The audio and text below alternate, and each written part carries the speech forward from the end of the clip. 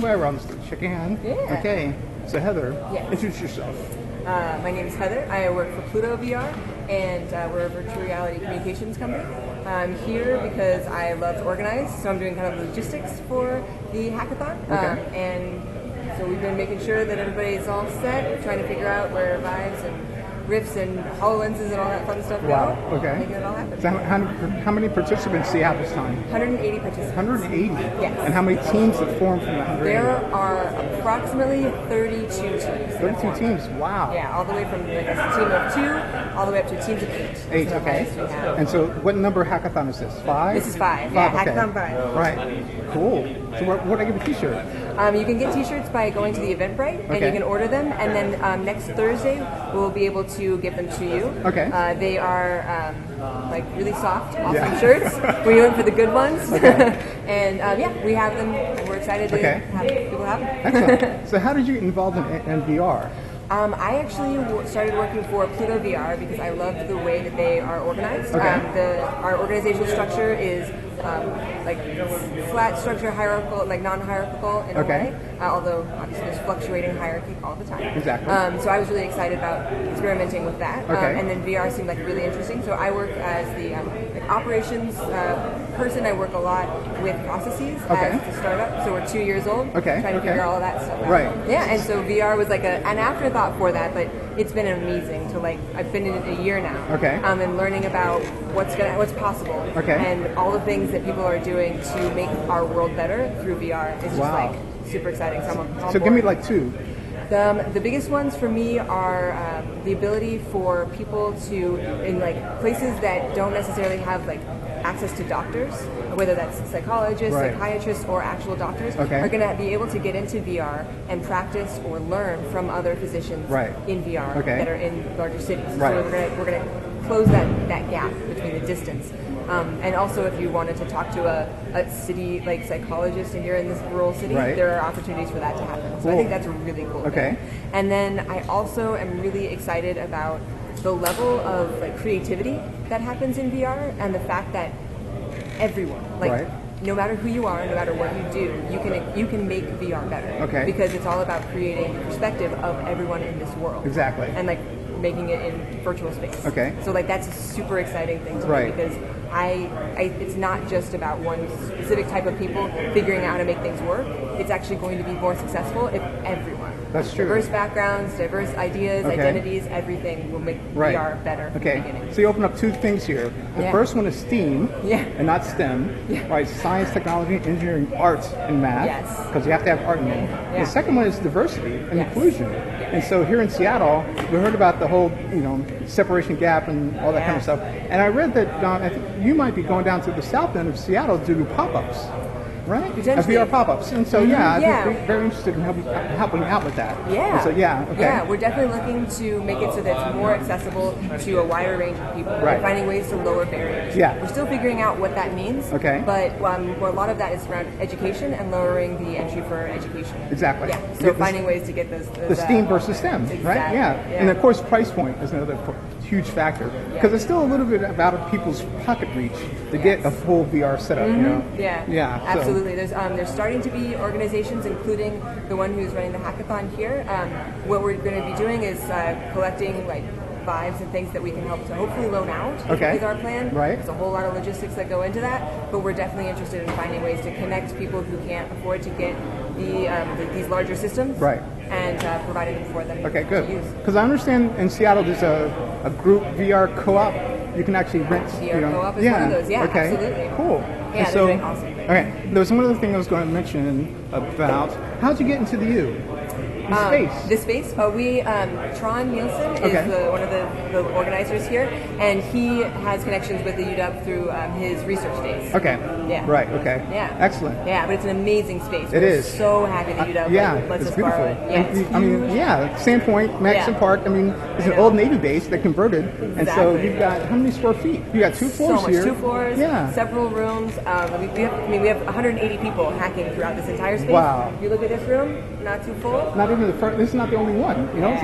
Yeah, exactly. Cool. All right. So, any final words? All right. I'm just really excited that people are here and that we're getting the word out about how exciting VR is, how many people can participate in VR, that is everyone, and and I'm just really excited to see what comes out of this weekend. Okay. Yeah, and if anybody is interested in seeing some of the projects that happen here, next Thursday at Pluto VR, 7 o'clock, we'll have the after meetup. party. Yeah, exactly. Okay, cool. All right. Thanks a lot, Heather. Thank you, Paul. Okay, beautiful. Yeah, All right, take great. care. Thanks. Okay.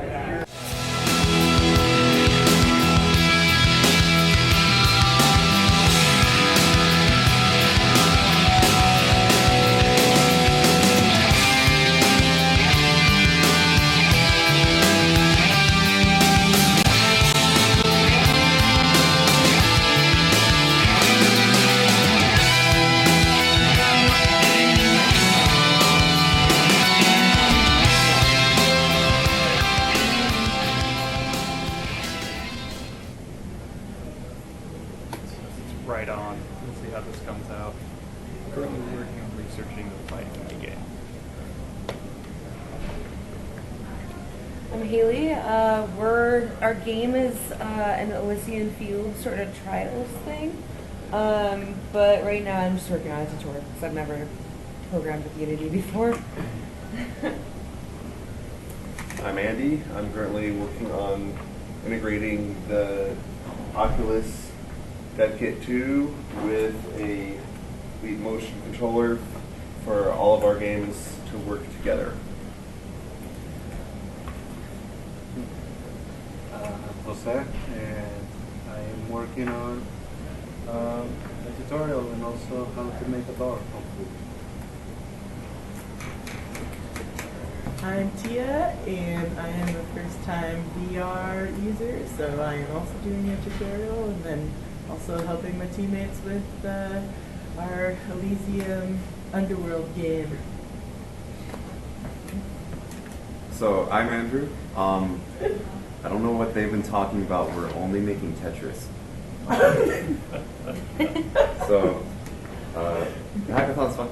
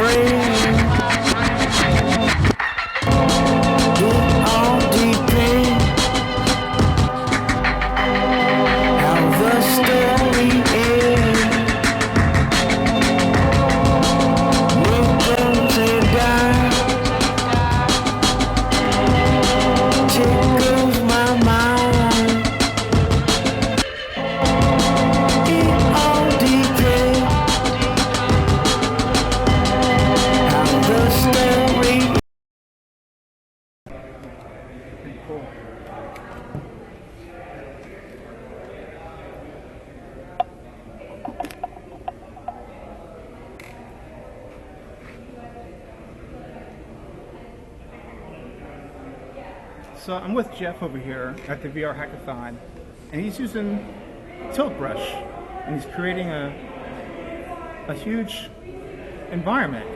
So Jeff, talk us through what you're creating. Well, I started with a hill, uphill, and just gently formed the land. Okay. And it was, and I can show you how I did it. Okay. Here, I basically just, the way I kind of did the whole thing was just,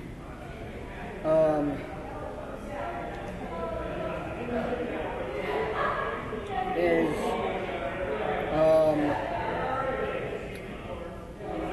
I just try to do what what I thought was the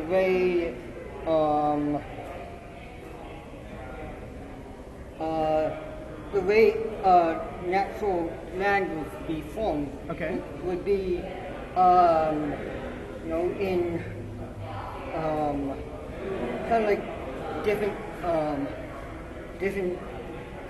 groups of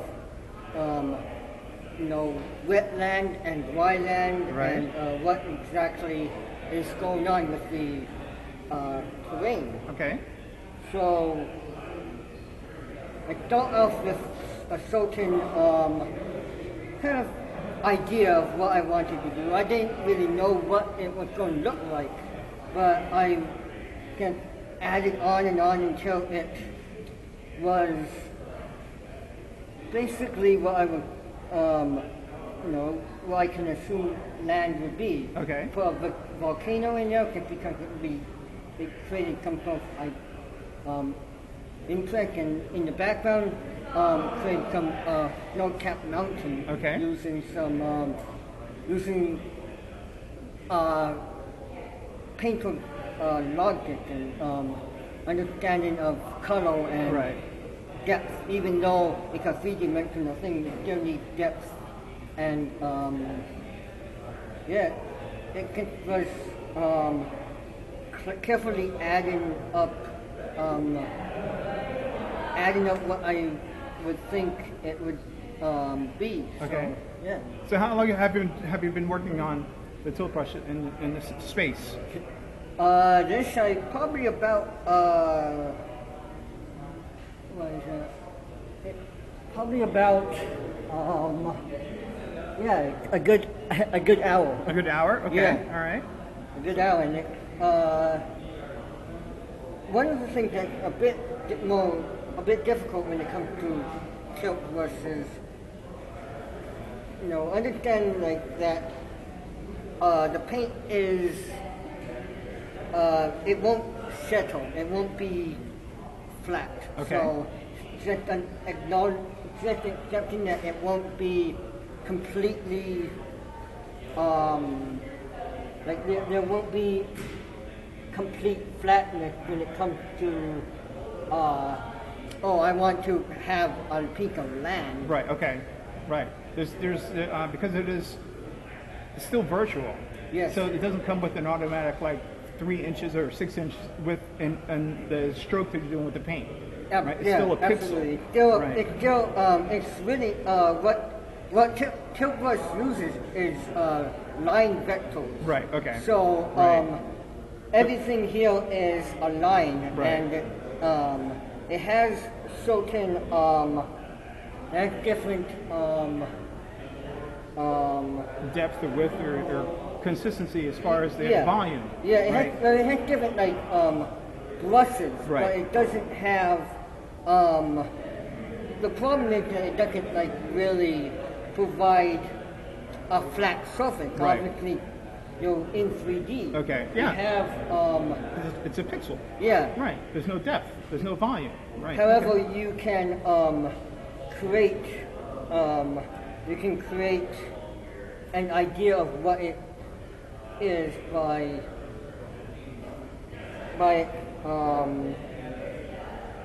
kind of building it up, Okay. building up the Right. mass. Exactly, the volume. Yeah. So, okay. So how long have you been active in tilt brush and VR space? Well, Because I've seen you at a couple of 360 meetups and everything, at the not hackathons, but yes. the VR challenges. Well, I've been. I don't have an Oculus or a Vive myself. So Okay. The only time I get to really play around in this is these events. Okay. So I try to take advantage of the tools that I am Right. able to use during the event and Okay. really practice and learn and grow from these. Okay. I am,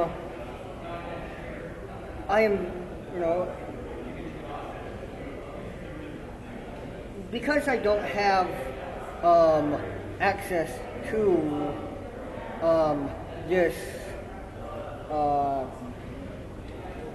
this program, Right. I am not always I'm not really skilled at it in terms of like like I would really want to be. Yeah, if right. I would be, if I had it, Okay. if I had the program, Well, I'm I sure- would probably be in it every day. So, I mean, is that addictive, you're saying? Yes, yeah. Okay. Well, it could, I am an artist, so one of the things that I am really excited to use. It's a medium that I really do enjoy. Okay. I really enjoy using it, and Right. I can see the benefits of using such tools Yeah. over and over and over. And if I did have it, I would get better and better. Of course, yeah. I would grow and learn more from it. Right. So have you talked to Google or any other companies about being a tester, being a what do you call it? A product tester. When you have a program to come in and make Yeah. sure that it works okay. So Not yet. Not Not yet? yet. Okay, I haven't been proactive in that sense. okay, okay. So are you from Seattle or I mean? Yeah. Okay. I live in Seattle. Okay, born and raised or? I was born in the Philippines. The Philippines, okay. I was adopted from a young age, and Okay. I've lived in many different places. Right. And I'm able to grab from all the different places and really be appreciative of what everywhere that you can be. Right. Can- That's beautiful. yeah, be able to understand everyone and like be able to appreciate everyone for who they are. Wow, Steve. So you think that the VR community is very accepting and welcoming? Yes, Yeah, yes. okay. I believe that the community thrives on collaboration Right. and understanding that everyone has an ability to do something Right. and bring something to the table. Excellent. It is such a fantastic place to be where Right. everyone is, having something to provide and something to give. Right. And just, everyone in the community, you can learn from everyone. That's true. That is true. And if you're given the chance, it really, that's the thing about it. It's like, we can make something that is really exciting just by being with each other. That's right. By being open to people's ideas and thoughts, and I am I'm an amputee, so Okay. one of the things that I can provide an idea is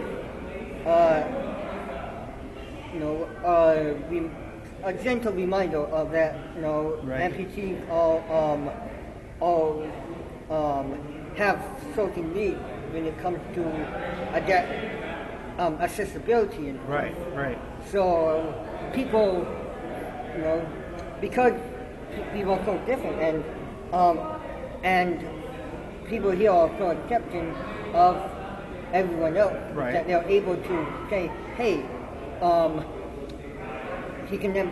let's build it so that it's accessible to him, Exactly. and the people that I represent. So it opens up a world where everyone is able to be a part of it, and especially in such a case as a thing that is new, such as VR. Right, exactly.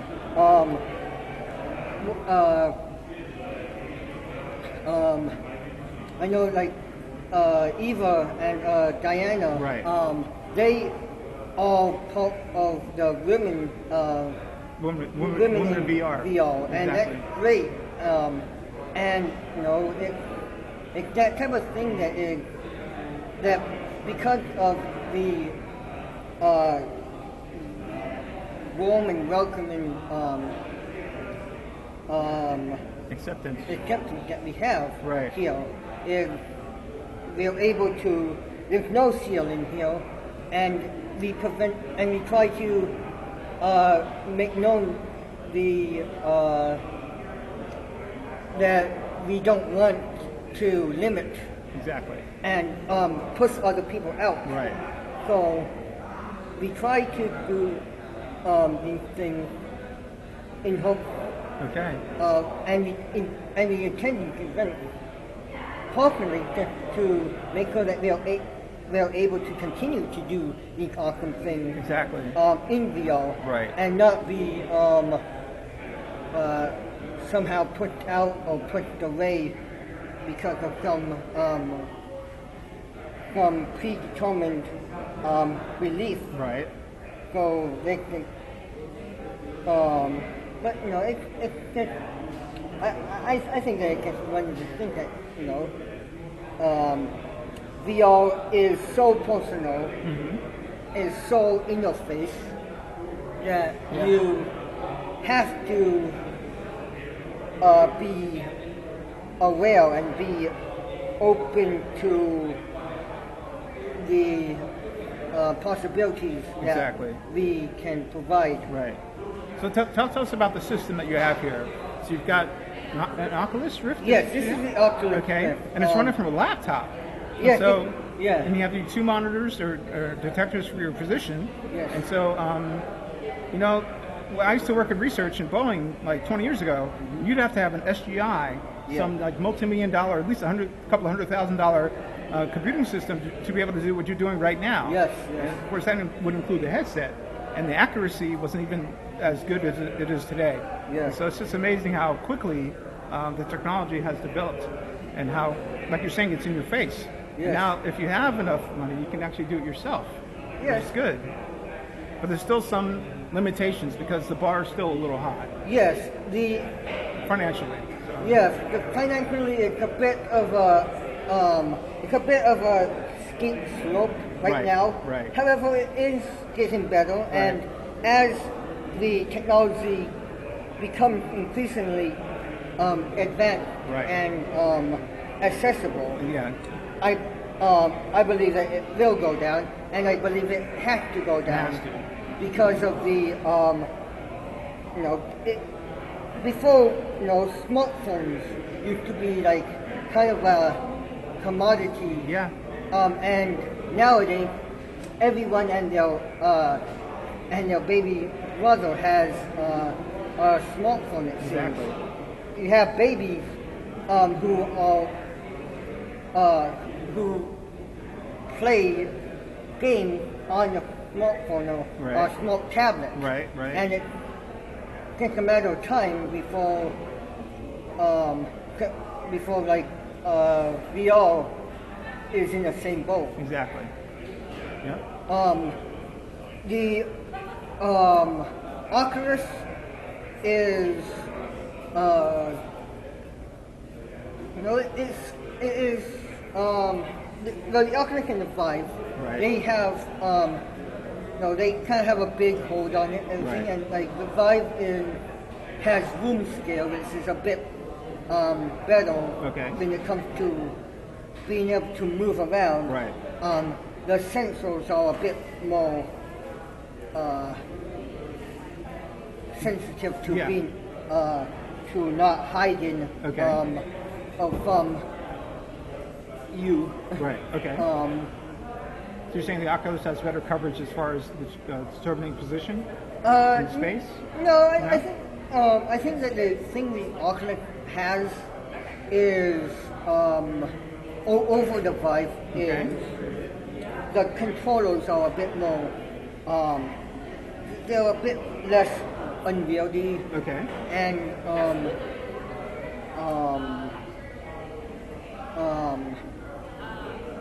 but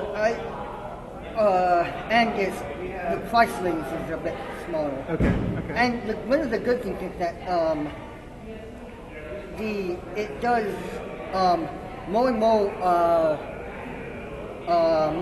programs all come over to the Oculus. Right. Because Facebook owns Oculus, and it's been a bit of a rough thing when it comes to trying to get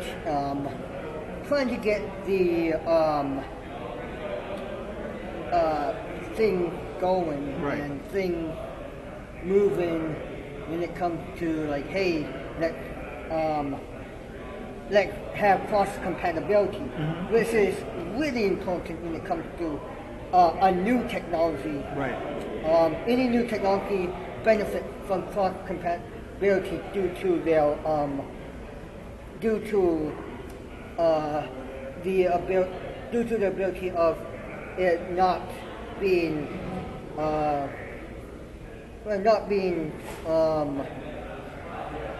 strictly for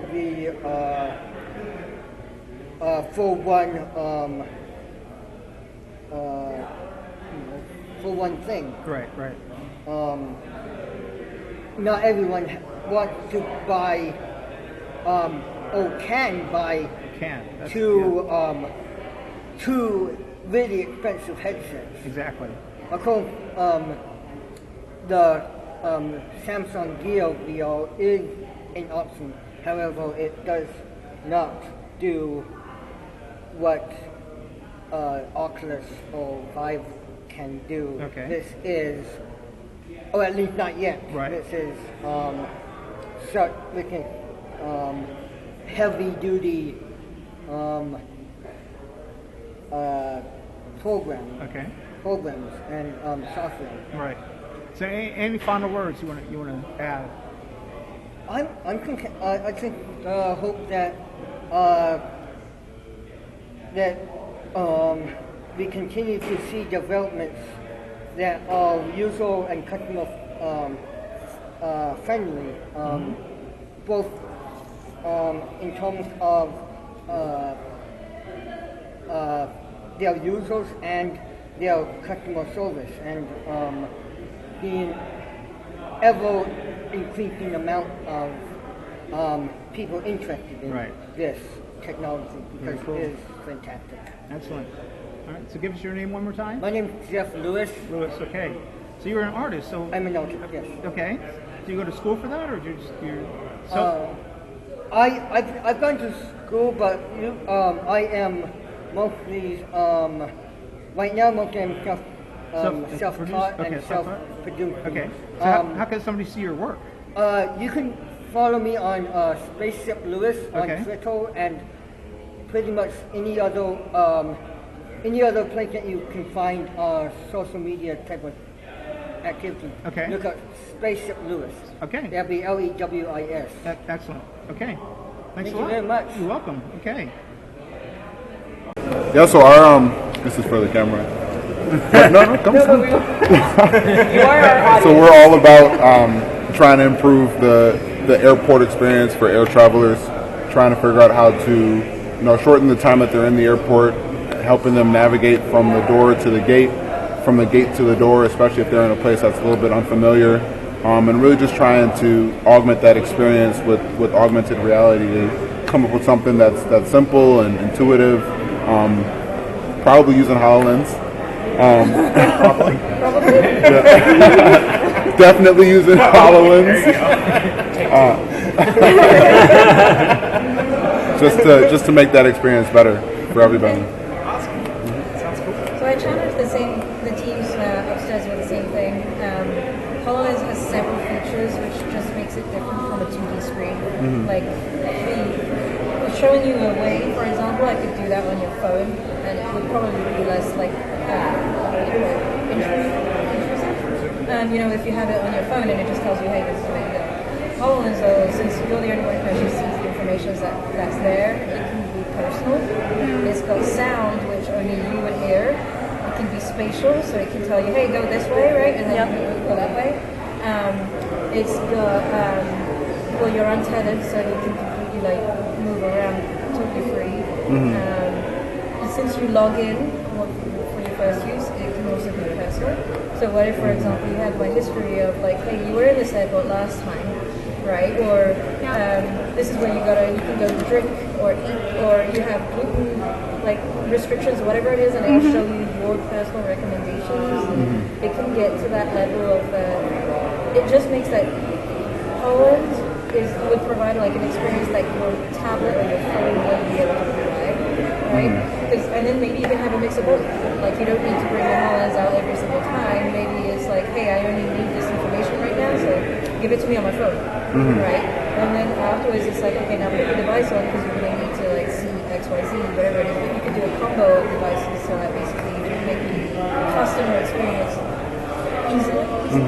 One of the audience that we have been thinking about is the visually impaired, and like their eye beacons and like different technologies that help you with that. But how can we make that a better experience, especially in an airport where someone can hear the sound from behind you and then be able to navigate through that and go where the voice is. I really like that. Using sound is amazing. What do you think are the best use cases for HoloLens? There's multiple. So we have like a priority for like verticals, so manufacturing, education, design, etc. There's several things like I've seen. There's so many examples. It's super hard. If I look at Volvo, for example, they will show you the future car that you can go buy. So hey, actually I don't like it that way. I'm gonna go see the next model, and it's not actually physically in front of you, but it's you can actually see what it's going to be. Lowe's, they redesign your kitchen, so you put a device on and you're like, okay, actually, let me try wood counters, let me try this thing, and you can basically see what it would look like before you actually purchase anything. Are there all cases where you're guided? So it's guided, but it could be visual cues, it could be audio cues, right? So I'm trying to think. We did a hackathon once where it was actually, they made me close my eyes and I had to navigate across this thing just with sound. And so I had like something that would say beep, beep, beep, beep, beep, like a radar that would tell me if I'm getting too close to an object, and then I had to like keep moving. And everyone, like for me, it was super scary, but it worked. Right? The radar would tell me as soon as I got close to a table or a chair or something like that. So that was super interesting use. So is that using like the spatial sensors on the... So it used spatial awareness because basically the space had been mapped out, so it knew that there was a table here, there was a room here. And then it would use sound to spatially tell you there's a collision here or a collision here. That's an amazing use case for doing. Yeah. And so in this case, indeed, in a noisy airport, right, it's like, okay, and gate 2B will be on your right, and you're hearing it. So that you actually, it can guide you that way. But couldn't you do that with like a phone and Bluetooth headphones or something like that? Like what? I think it's visually impaired, so yes, definitely. If you put it like big enough on the screen, you could do it too. So we actually had a peer of mine who was at an event and had somebody walk up with a cane that had, that was visually impaired and asked if they could try on the HoloLens, and he felt a little awkward. But he asked, "Do you remember the story?" And he felt a little awkward saying, "But how are you going to be able to see this?" But it turned out that the person had their near sight was okay, it was their distant sight that was so because it was able to do the spatial mapping, the hologram overlay of that table, say, is near her eyes. She could actually see the hologram indicating where the table person was, even though she wouldn't have been able to see the table. So you don't necessarily need to rely on the spatial audio as well. I mean, if somebody is nearsighted, you may be able to give them a holographic overlay of the environment. That's awesome. Another thing I'm thinking too, and this could be done through headsets. Some people get stressed in airports, like when there's a lot of noise. My sister typically gets like that. She has, is it agoraphobia? Claustrophobia? No, it's not claustrophobic. It's when you're scared of masses of people. Oh yeah. Oh, my wife has that. And so, like, one thing that also the device can do is calming, like, you could be sound.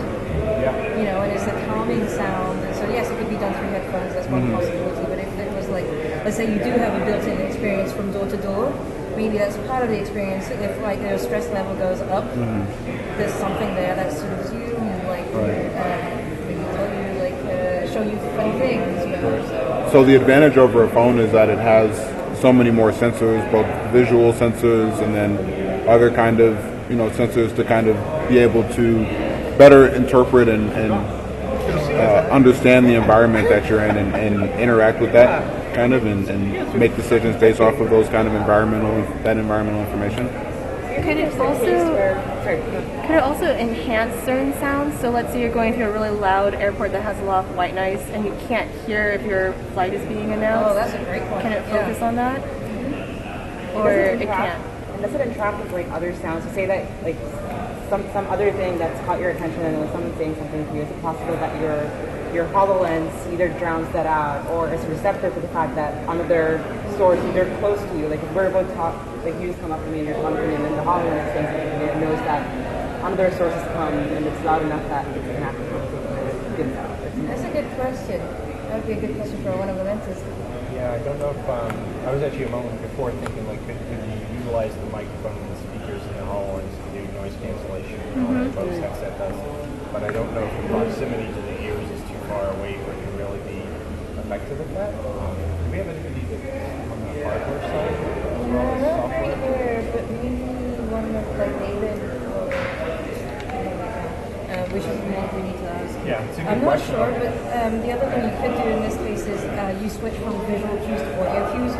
Yeah. Like if I'm talking to you, maybe it's a notification that shows up like while I'm talking, so it's actually not interrupting me, but I actually still see, oh, you have like this thing going on too. And so you can switch from one to the other as needed. Is the idea like in public spaces that you'd be wearing these headsets and moving around, or it seems like the future vision is that this would be almost unintrusive and so in contact lenses something like that where you're walking through this and this is happening and no one else knows as well. It's a very exterior barrier that's separating you and everyone. That's why I was saying the personal aspect is probably what would be the most interesting here.